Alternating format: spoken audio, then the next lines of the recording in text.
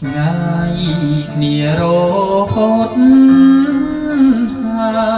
យពុកអើយលោកនៅទីណាបាត់ពុំទៅភូមិកូនសែនខ្លោចផ្សានៅក្នុងអរាគំគ្រារីញរៃ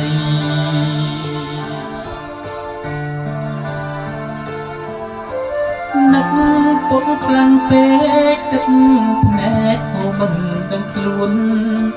បេះដូងកូនអង្រួនហារតីញាប់ញាប់ពេកក្រៃ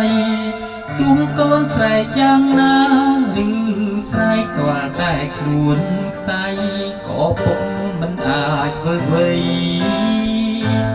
ជួបជាថ្មីដូចមុនទៀតឡើយលៀតពុកលើកនេះ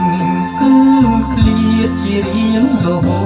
តកូនលែងបានជួបមុខលោកលែងបានណែបនឹងទៀងកាយលែងបានស្ដាប់សំដីដែលពុកស្រដីឆ្លងឆ្លើយគ្មានគ្នាទៀតរហូតណាមានថ្ងៃឡើយជួបគ្នាជាថ្មីកូ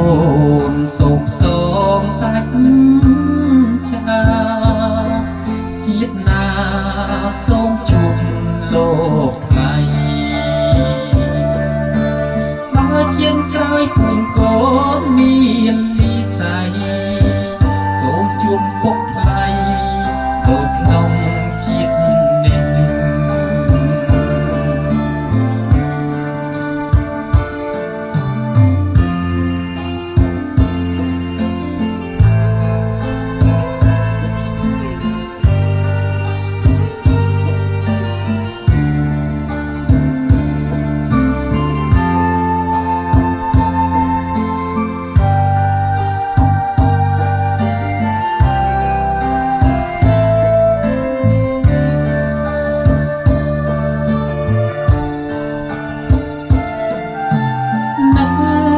ខ្លាំងពេកទឹកភ្នែកអូមិនដឹងខ្លួនបេះដូងកូនអង្រួនហារតីញាប់ញាប់ពេកក្រៃទុំកូនស្រែកយ៉ាងណាឬស្រែកទាល់តែខ្លួនខ្សែក៏ពុកមិនអាចវិលវ័យជួបជាថ្មីដូចមុនទៀតឡើយពុកលើកនេះគឺឃ្លាតជារៀងរហូតកូនលែងបានជួបមុខលោកលែងបានណែបនឹងទៀងកាយលែងបានស្ដាប់សំដីដែ